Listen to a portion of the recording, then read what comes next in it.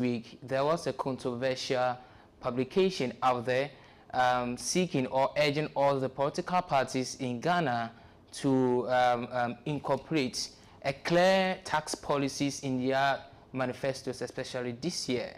And it is important to reach out to the organization, which is the Africa Center for Tax Policy and Research, to have a further conversation with them regarding their publication.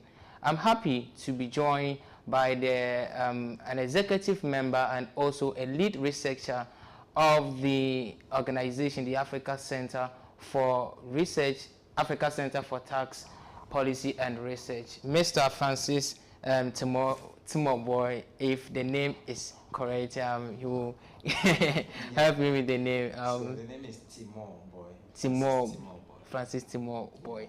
Thanks for having us. You're welcome.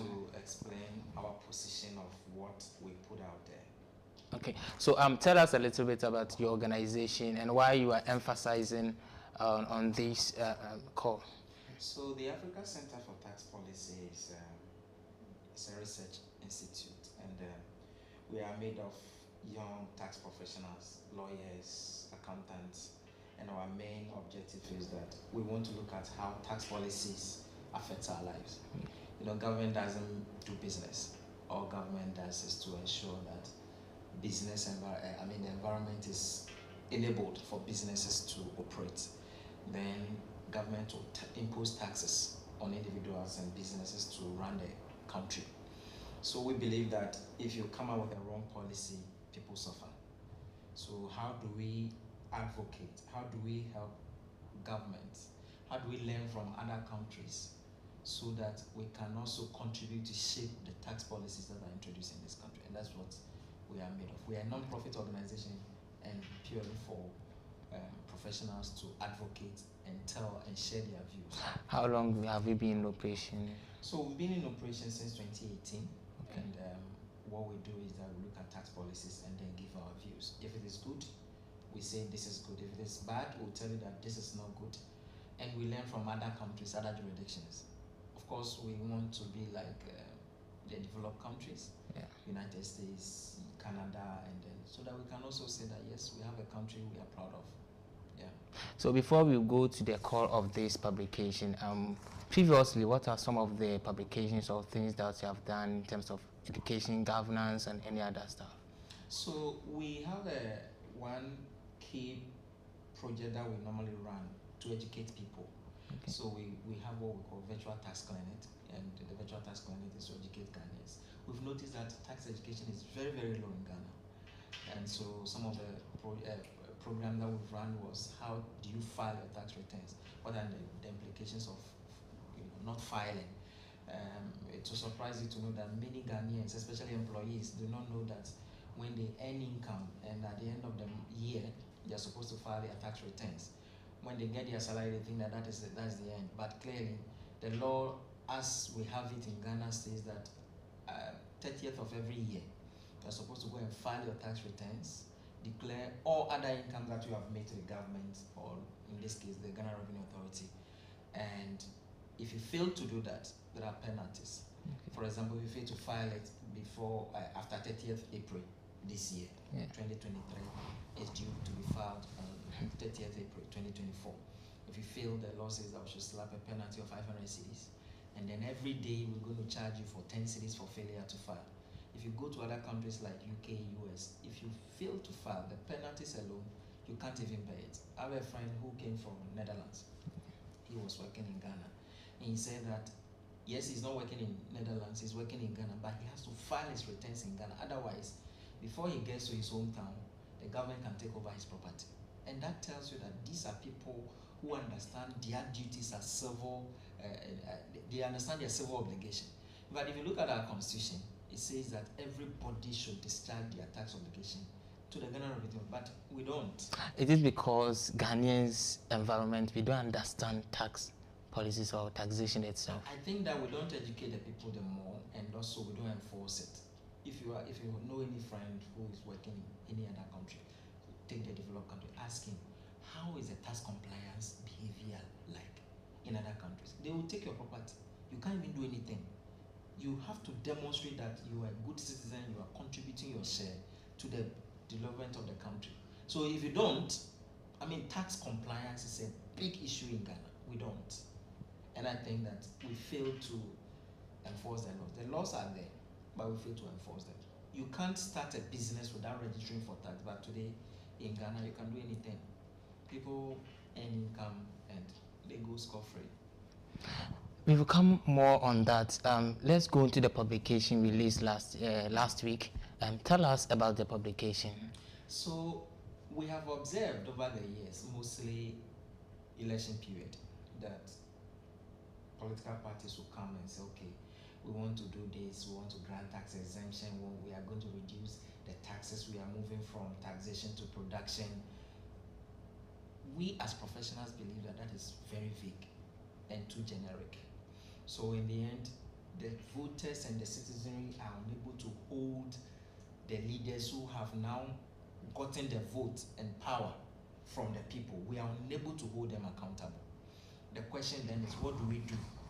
As an institute, we believe that we should advocate and let the people understand, and indeed, it is in our plans to write to the various manifesto committees that, look, we are aware that you tell us this is what you are going to do when the power is given to you.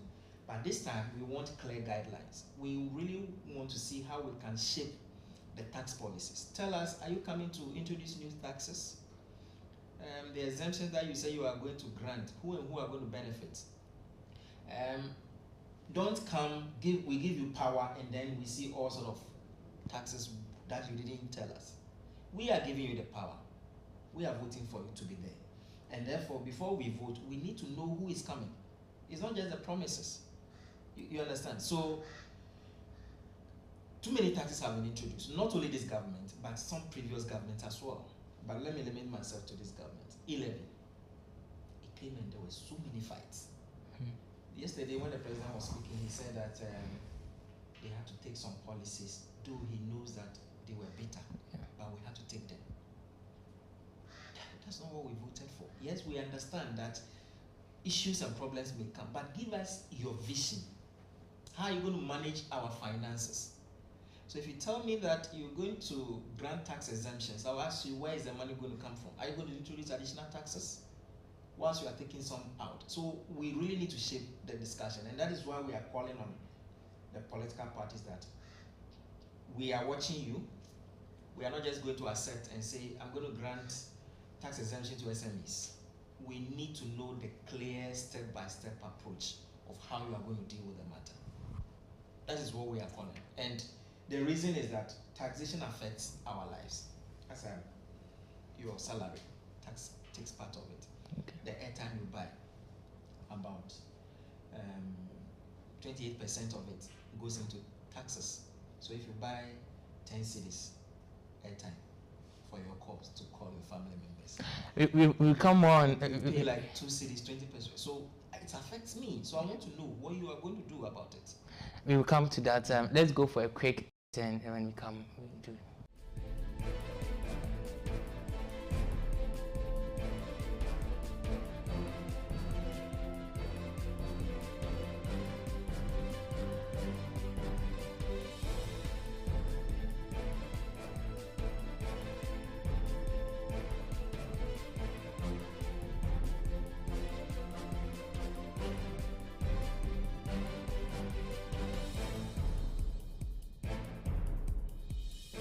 Come back. We are still on taxation and why political parties need to incorporate tax policies in their manifestos, especially for this year. And I'm here with Francis. He's a lead researcher for the Africa Center for Tax Policies Research Organization. And let me go and let's continue with our conversation. So before we went for the short break, we are talking about the taxation, why there's a need for that and all those things. I want to know, you were in your publication, you mentioned about some structures, we need some structure in taxation and all those stuff. Tell us more into that. So we are calling for proper tax structure, and we are saying that the political parties should clearly explain how their framework is going to be. We have several taxes. We have corporate tax, we have VAT, we have personal income tax, we want to know what they have in mind. When they come, are they going to increase the VAT to 20%? They have to tell us. Because the manifesto is your blueprint for the next 4 years. You are saying that this is the message you have. So certainly you should have done your income and then your expenses to manage the economy. I mean, you want us to give you power for the next 4 years. So you know how you are going to raise the revenue, how you are going to spend it. So on the revenue side, which taxation constitutes the largest? Because right now we can't even borrow any longer. Either we borrow to finance the expenditure, or we tax the people. These are the two main, and maybe we can have other non-tax revenues. But tax constitutes a larger portion of it. So the question we want to find out is, what is your framework? What is your plan? If you come, are you going to maintain the taxes, or you're going to bring a new one? Should we expect another form of e-levy? Or maybe this time, should we expect some? I mean, don't just tell us that you can manage us. Tell us where the money is going to come from. So I'll weigh the options and say, okay, this guy has a good plan. Because the country, as you want power to be given to you, you want to manage it. You need money, and you're going to expend it. And that is what we are calling that. What is your structure? What is your framework? Tell us. And is that also not going to limit them in terms of uncertainty? Maybe just like COVID-19 came, if I said I would do A, B, C, now I'm in a difficulty time, I need to stick to what I said. Is that not something going to... No, I don't agree, because otherwise then the manifesto is a useless document. You understand? Because the manifesto, as you are telling us that when you come, this is what you are going to do. So if you're unable to tell me how you are going to raise the revenue, then the document itself that you are presenting to me, challenges can come and throw it away. Yes, I agree. We can have challenges, but that does not limit you. It shouldn't limit you. Otherwise, the promises that you have promised, you are not going to deliver anyway. You will give me the same excuse that, oh, look, African Center for Tax Policy, we are unable to tell you our tax structure because we are uncertain. Then what is certain about the document that you are presenting? Because this is a prospective document. It's for the next 4 years. For which reason you are coming to tell me that go and vote for me. So I should know how you are going to manage the finances. And for me, it is not a limitation at all. They should be clear. Anytime challenges come, we deal with it. And some taxes like COVID-19, they were introduced to specifically deal with a particular issue. Yeah. So you realize that when COVID-19 levy was introduced, people didn't fight for it. They didn't oppose it. Because we knew that we have been in a trouble situation. So we started paying. Immediately after COVID-19 was declared not a pandemic any longer, we started calling for government to scrap it, because we had a challenge. We were forced to pay some money. We are finished with the challenge. Take it off. That is what we want to see. Then, if you give me that policy in your manifesto, I'll be able to now say, you have a good plan, and therefore you deserve my vote for the next 4 years. The COVID fund is still in the system. Is it delivery? Yes. So you see, COVID levy gives the government a lot of money. 2024, we are expecting about 4.4 billion Ghana cedis. And 2025 will be around 5.6 billion. 2026, they are expecting over 6.7 billion. You ask yourself, why is COVID levy still there when we introduced it to help deal with COVID related expenses? Today, we don't have COVID any longer. So why is it not going? The reason is that government noticed that it gives them a lot of money, and therefore they don't want to take it out. Is it fair? No. It's not. We have issued some publication to government and say, okay, look, if you don't want to convert, if you don't want to scrap it, maybe convert and redirect the money to other critical health needs like dialysis. Remember recently people were crying and said they don't even have. Yeah, at Kolebu. Exactly, Kolebu. So we are saying that, look, fine, we hear you. COVID gives you more money than e-levy. It gives you more money than the emission levy that they was introduced recently. So even if you don't want to scrap it, we don't want the money to go into the consolidated fund. Redirect the fund to support our brothers and sisters who are suffering from kidney disease, because it's a serious disease. You never know when it will strike you. So if a policy, a manifesto document is unable to tell me that, okay, when challenges come, we are going to introduce these taxes, and then when the challenges goes away, we are going to, scrap it, or maybe we'll redirect the money. Then you don't have a document. So it should be specific in their... They should be specific. Tell us, you should have a clear guidelines on what you are going to do in terms of raising money. Previously, have you seen this particular initiative in any of their manifestos? You see, in the past, you look at the NDC manifesto for 2020, again, generic. We are going to widen the tax net. How are you going to do it? We are going to grant exemptions to small and medium size. How are you going to do it? For me, it is not enough. And maybe we are looking at it because we are experts in the field or tax. We want specific guidelines. Even left with me alone, they should even come with a budget. How they are going to raise money. When we come, our tax to GDP ratio, every year we raise around 146 billion Ghana cedis. When we come, we are going to take it to 200 billion Ghana cedis. And this is how we are going to spend it. It gives me a good understanding as a voter. I think you are being more transparent with me.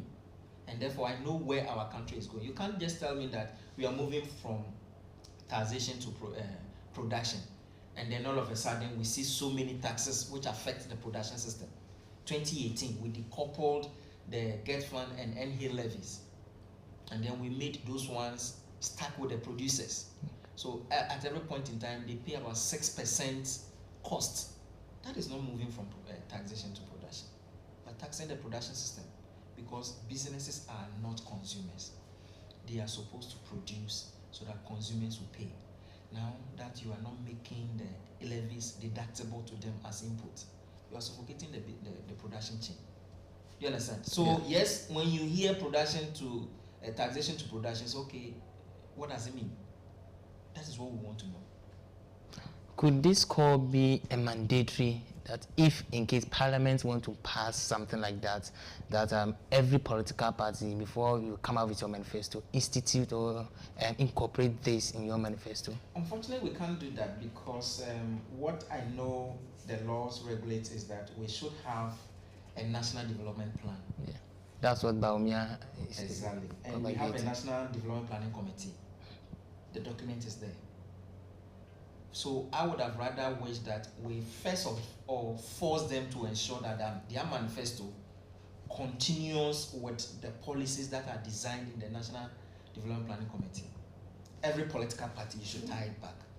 But to tell them that you should clearly state, mandatorily state your tax policies in your manifesto, I don't know, unless maybe we go back and amend some critical laws like the constitutions and all those things. But I wouldn't even call for a mandatory one. I mean, you want my vote. Yeah. So to get my vote, it is fair and just to tell me how you're going to manage it. Maybe what we should be looking at is how do we force them to ensure that their manifesto aligns with the National Development Plan. Yeah. In that case, then we will know that we are taking our country to some level. How can political parties educate Ghanaians on tax? Because one of the major revenue government gets money from is taxation. And Ghanaians too, per se, we don't normally appreciate paying tax and all those things. As a political party, especially the small parties, if you are introducing tax in your manifesto, isn't that going to be like a threat to them or something like that? No. It is not. You see, you allow the people understand that you're a serious organization coming to lead us. Look, I vote because I want development. I don't vote because I want to give somebody a job to be a minister or deputy minister. No, that's not what we want. We vote so that the resources that we all have will help us take our country. I vote because I want my road to be nice. I vote because I want the light to be on. You understand? And look, take it or leave it. Taxes are going to be with us. What we don't want is that we don't want surprises. And for experts like us, we think that for you to be properly lead the people, you need to have a correct plan. And the plan must contain how you are going to raise the revenue, which in this case we'll be talking about taxation, and how you're going to spend it. So mostly you hear them saying that we are going to build this road, we are going to do this, we are going to do this market, blah, blah, blah. But they don't tell you where the money is going to come from. So when they come to power, the only time you hear about taxation is when we are reading the budget. Is it fair? No. Sometimes we also introduce some policies which you see that they don't even align. Let me give you an example. You see, government has introduced emission levy. Yeah. The emission levy is to prevent people from driving petrol and diesel cars. So if you are driving electric car, you don't pay for emission levy because yours is not an internal combustion engine. Now you introduce another policy which says that you are granting tax exemption for locally manufactured vehicle, the Ghana automotive industry.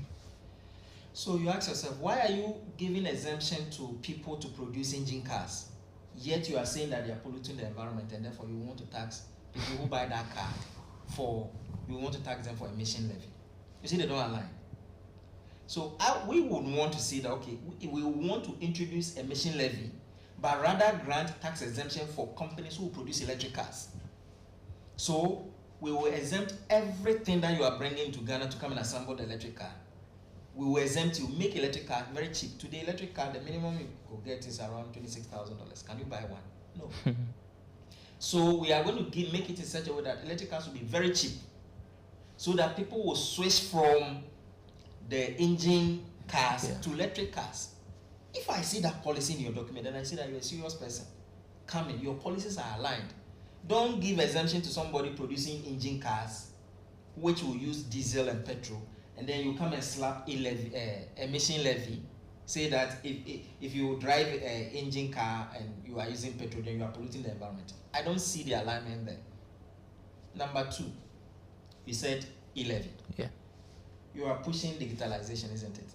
Everything should be digitalized. When we go to the digital platform, we have to pay for it, isn't it? And we use electronic to pay. So once you are pushing it, I don't expect you to tax the system. So when you give us your tax structure and the way your policies are aligned in your manifesto, to make the people think that this is what we really need, and that is what is going to take Ghana from where we are now. After how many years now since independence? Let's compare ourselves to the other countries we started with. Singapore. I mean, the thing is there. Small countries who don't even have resources like us. They are far ahead of us. Why should we sit down for our nurses to finish school and then they'll be going somewhere? Look at the number of graduates we produce every year. They're not even getting a job. Are we not ashamed of ourselves? What is going to happen to our, maybe your children and then my children who are coming? It's a shame. We have introduced free SHS. So very soon we're going to produce a lot of graduates. Where are they going? Where are they going to work? Where are the factories? So 1D, 1F, tax policy.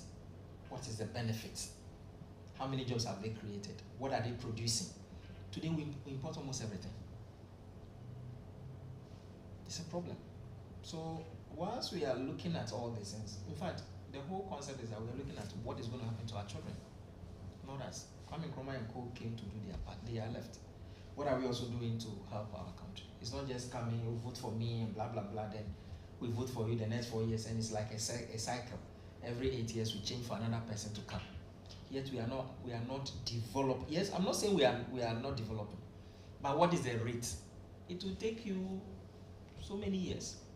Then we have failed the generations to come. Is this because the political parties or the political actors, they are taking the decision in terms of tax, or they have an expert who are helping them taking those decisions? In fact, unfortunately, I don't know how the manifesto committees and all those people really work. I really don't get involved much into politics, so I don't know how it works. But I believe that we should use more of the technocrats and the experts to drive this country. And the problem that I've also observed is that there are too many promises. So if you're a party member, I have to promise you that when I come, you're going to get a job. So the little money that are levied on the people, especially in the form of indirect taxes, if I come, I'll give you a job. Is there a lot of taxes in the system which are unnecessary or something like that? I think our tax system is not structured well. We are too much of indirect taxes, and we don't look at the direct taxes. I don't know whether if you buy anything from the shop, just look at the number of taxes you have on them. They are too many. If you bring something from the port, I don't know if you have cleared some car or the taxes are too many. They are too many. And sometimes the taxes are even more than the thing you pay, 2 or 3 times of the item you bought. That is why we are seeing a lot of smuggling. So if people can find their way out, if I can negotiate with a tax officer at the port to reduce that, you see it and then someone will say, we are sure.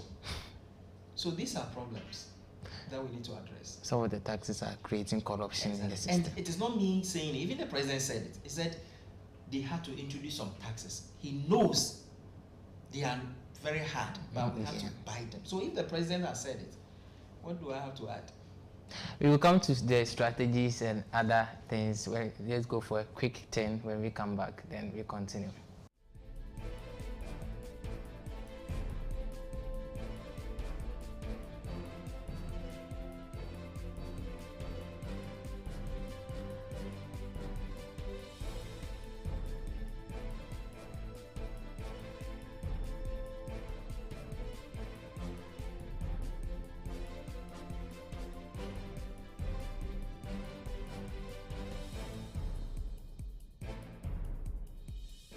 Welcome back. This is Adwa TV and you are still watching Daily Connect. Today I'm here with Mr. Francis, who is the researcher at the Africa Center for Tax Policies Research organization, which aims and focuses on a lot of extensive research works. And recently they came out with a publication urging all the political parties to incorporate all tax policies in their research manifestos specifically for this year.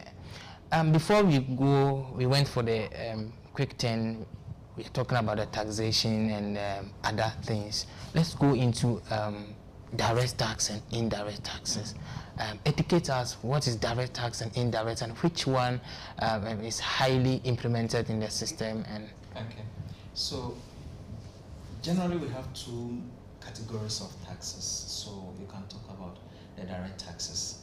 Direct taxes are taxes which the incident or the person pays directly from him. okay. And normally they are focused on income tax or maybe capital gains. So for example, if you have your land and you sell, then the government says you have to pay some income, so you have to contribute something. It's just like we are in a family and we say that you are rich because you have more resources. So if you have more resources, then you have to contribute bigger to the finances of the family. So direct taxes mostly deals with your income tax, like your salary. So you work and then you have to pay it by yourself. So that is direct taxes. Maybe you also have some properties. So government will say, because you are rich and you have properties in town, you should pay some property rates on that. Then indirect tax are mostly borne by another person. In other words, if you're a business and you are selling, government will say, we want you to add this so much to the price of your goods. So for example, you are selling paper, or maybe you are advertising and somebody wants to come and advertise on your platform. You are adding value to it, so you add value added tax to it. That is supposed to be paid by the consumer. The difference mostly is that the difference is mostly with the person who pays for it, who is the final payer. So whilst you pay the PAYE, I mean your salary tax on your salary, and therefore you are the one paying it. For indirect tax, is the final consumer who pays. So in Ghana, if you look at our tax structure, about 60% to 65% of it are in the form of indirect taxes, which means that on things that we buy, goods and services. So VAT, for example, is around 15%. So anything that you buy in Ghana, unless the thing is exempt, anything that you buy in Ghana is subject to VAT. We have COVID levy, which is 1%. We have National Health Insurance levy, which is 2.5%. National Health Insurance levy was introduced around 2004 to help us raise money for, remember those days we had the cash and carry. So government decided that let's set up a fund to help, provide some small money for our health needs. And then we also have the GET fund, Ghana Education Trust Fund. Mostly that is 2.5% on every purchase you make. It goes into a fund to support the educational sector. And if you come to the telecom sector, we also have the communication service tax, which is 5% on every airtime that you buy. If you go to the brewery sector, on drinks, we have the excise duty. Beer, for example, is around 47.5% of the price that you pay. So all of this input together, we call them the indirect taxes. The disadvantage with the indirect taxes is that the poor pay the same amount or the same proportion as the rich person. So if the bottle of beer is 2 cedis, maybe I'm sure it's more than that. Maybe let's say 10 cedis. So if a bottle of beer is 10 cedis and in it there's 47 pesos, you're a rich man. You are paying 47 pesos. I'm a poor person, but I'm also paying the same 47 pesos. So we are saying that they are regressive. Regressive means that they don't take into consideration our level of income, and that is what we always say. It is not fair. Okay. Let the rich pay more, and let the poor also pay small. Like I mentioned, over 60% of our tax collection goes to or tilted toward indirect. So the poor in our society suffers the most. But there's a reason. In Ghana, we are not doing too well on the direct taxes. And therefore, the only way the government can do, because indirect tax cannot be avoided, unless you don't buy. If you like, don't go to the mall. But as long as you are buying food from places, as long as you are buying a tin of milk, it will be collected. And so you can't avoid it. So it is very easy for government to collect indirect taxes. You don't do anything. You use businesses to collect the money. At the end of the month, the money comes to your account. So we are saying that because government is not doing well on direct taxes, they always go for the indirect taxes, emission levy, e-levy, VAT. And that is what we are saying, that if you have a population which is so poor, and most of them live under the daily minimum wage, then you are not being fair to them. And therefore, we need a rebalance of our tax system. Focus more on that. Is it possible that we can have something like this? Yes. I mean, it's just about enforcement. How? Yeah. It's the enforcement. So, for example, you go to the informal sector, a lot of people do business. Go to Abosokai, a lot of people do business. They earn income, yet nothing happens. We are unable to track them. We are unable to tell. So I remember one time we even came out with a communique that government should come out with a clear policy in taxing the informal sector. Our economy is more of informal structure. Okay. The formal people are very small. Public sector workers and those who pay direct taxes are just less than 3 million people out of how many population? 31 or 32. Exactly. So we are saying that we need to come out with policies that will be able to track the people who make money and yet they don't pay taxes. People have mansions. They collect rent. Landlords, do they pay rent tax? No. So we have a problem, and we believe that if the manifesto is able to capture some of these things, it will help us. Because I'm looking at a situation where I just go to market, I'm going to buy maybe tomato. Just how would the government know that you have money, you don't have money, so your cost is different from any other person? So the tomato seller is making money, isn't it? Watcher seller is making money. I don't know how much they make, but assuming that watcher seller is able to make 150 cedis a day profit. 150 times, how many days do they sell? Some 5 days. 5 days a week. Multiply by 1 month. The person will be making more money than you in the office, going round. You are going to be paid, isn't it? Yeah. And the employer will take PAYE from your salary. What happens to the person who is selling? Nobody goes to him. So what can government do to ensure that those people also pay their taxes? That's all we want. In fact, we have some small business people who are making more money than those people in the offices. Take artisans, laborers. Yeah. They make money. Right now today, if you take an artisan, a mason, I hear they take around 100 cedis a day or something. So if you have your building and he's doing it for you and he's coming for 10 days, he has 1,000. He finishes, he goes to another place, 1,000. He takes the money, he goes. Yet the same person is expected to be provided for. He will use the same facilities he's using. You are using the same thing. So you see, we have some people paying the direct taxes, some people not paying. What strategies do you have to tax them? Can the person do the same thing if the person goes to UK and start working? I mean, can the artisan go to another country and go and do the same thing and just get the money and not get taxed? The answer is no. they have been able to deal with every aspect of their tax system. Everybody in the country pays small, small, small. And you know, if you contribute small, you also contribute small. To the bowl, it becomes bigger, rather than giving it to very few people to pay. Today, the PAYE rate is around 35% maximum. And we have, because we can't deal with these problems that I have raised, we come with indirect taxes. Indirect taxes, like I mentioned, unless you don't buy, you pay for it. So these are the problems we want political parties to address. And what are some of the strategies that they can use to incorporate these policies into their manifestos? So I believe that digitalization is a very good drive, though we have started taxing them, the system. Look, you have to deploy technology. Okay, we should get to a point where cash should be very minimum. So if I were the government, I would say, okay, I'm going to make sure that cash is out of the system, or there's minimal use of cash. Okay.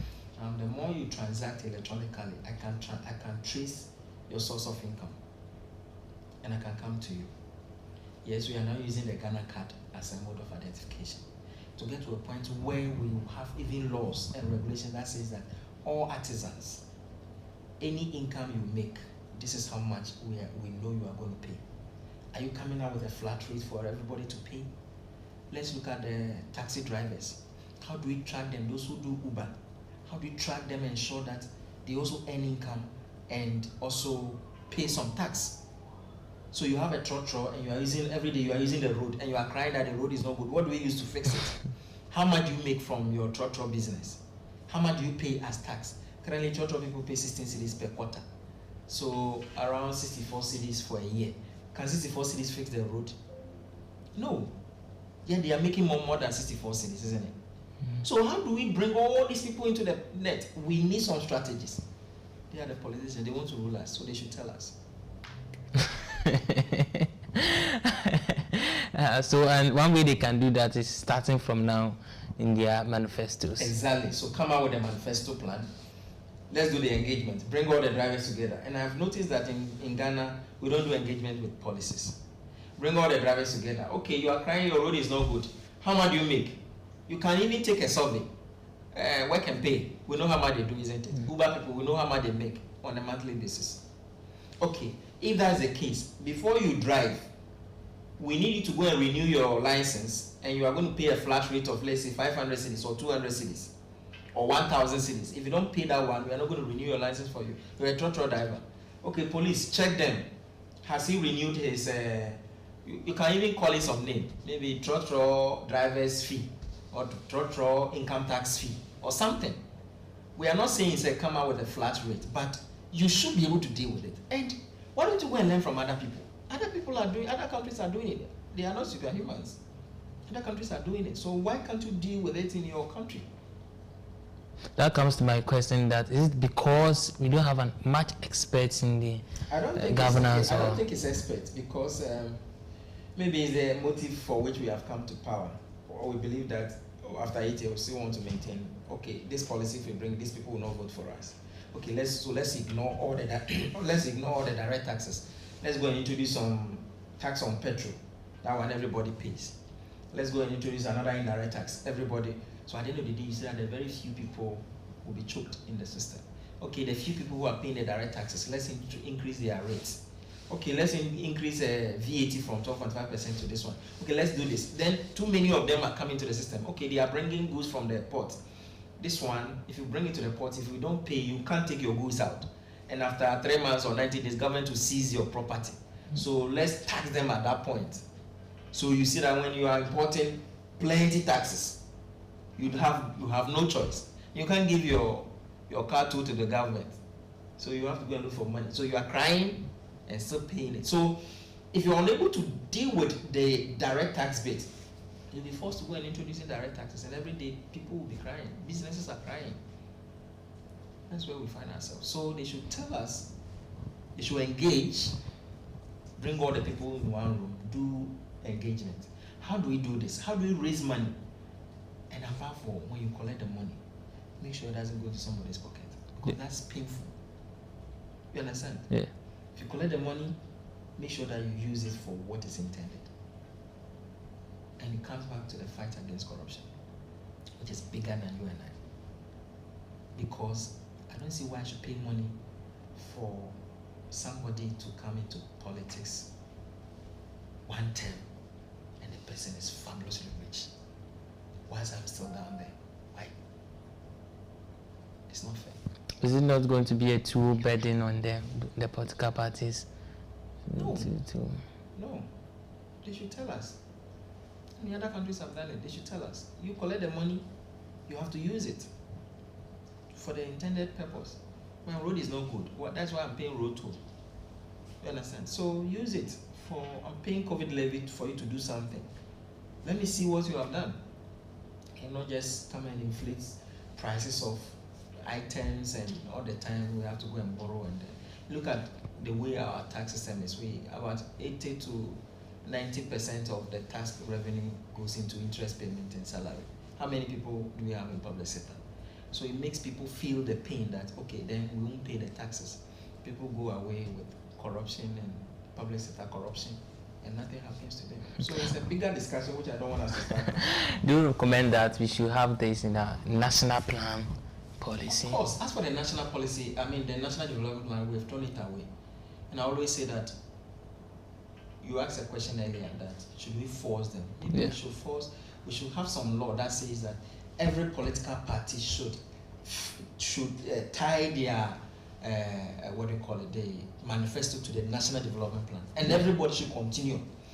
Don't abandon projects started by one government and then you go and start another one. We should force them to continue. The fact that the NDC has started does not mean that people cannot continue. It is Ghana we want. It is Ghana we want. Look, if you go to some people's country, it is nice. It is nice. Public transport works very well. I mean, go to UK, you don't even need to drive.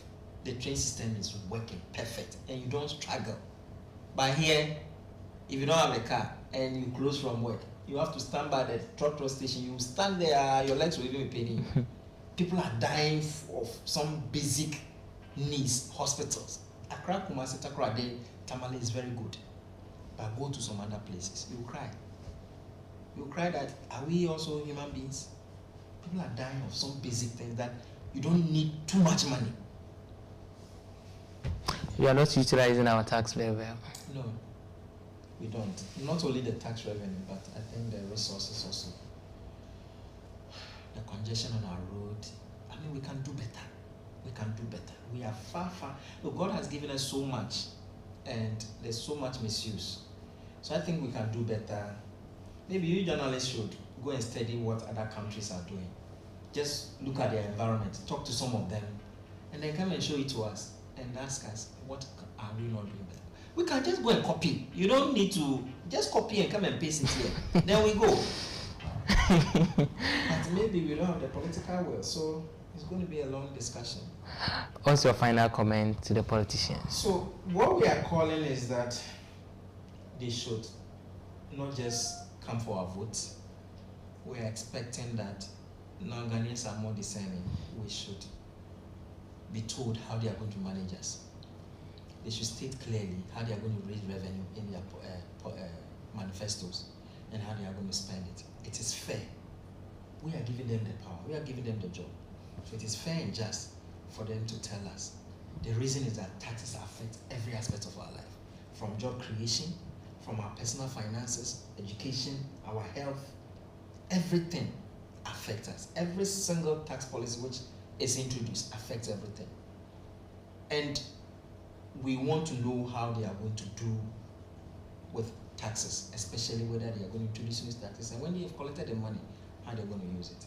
We beg them, now there's no law that will compel them, but we are urging them to remember that Ghanaians are watching what they have for us before we go on the 7th of December to go and cast our votes.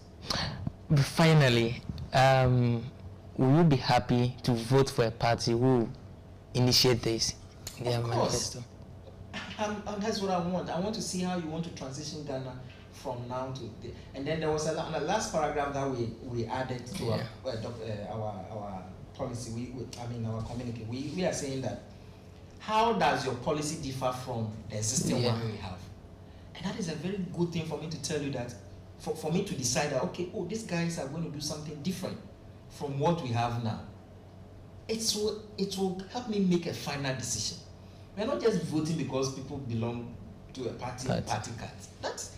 It should be the thing of the past. We should think of how we transition this country to the next 10, 20 years. How do we want the Ghana we have to look like so that we'll all be happy? That is what we want. So they shouldn't disappoint us.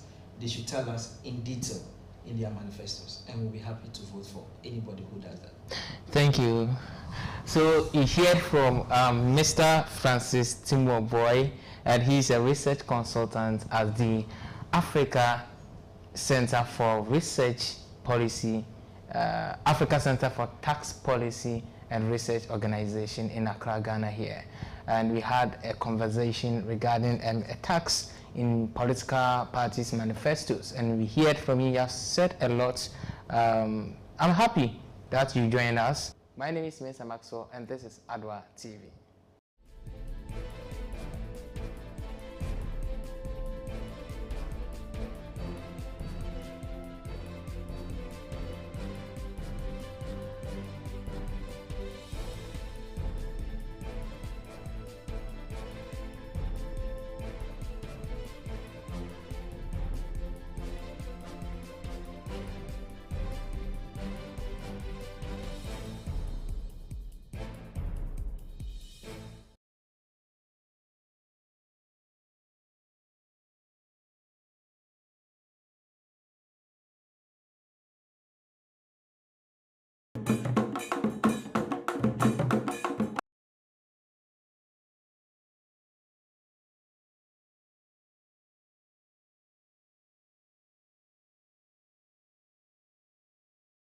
Naminchina Sanya wajina yeno